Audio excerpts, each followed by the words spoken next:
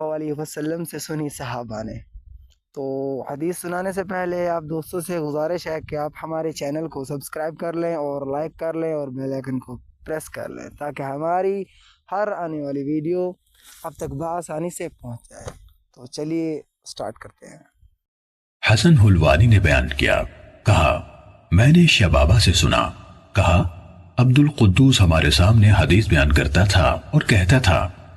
سوید بن عقلہ شبابہ نے کہا میں نے عبد القدوس سے سنا، کہتا تھا رسول اللہ صلی اللہ علیہ وسلم نے روح کو عرض بنانے سے منع فرمایا ہے۔ کہا اس سے کہا گیا اس کا کیا مطلب ہے؟ تو اس نے کہا مطلب یہ ہے کہ دیوار میں سوراخ رکھا جائے تاکہ اس میں ہوا داخل ہو۔ امام مسلم نے کہا میں نے عبید اللہ بن عمر قواریری سے سنا، کہہ رہے تھے میں نے حماد بن زید سے سنا، وہ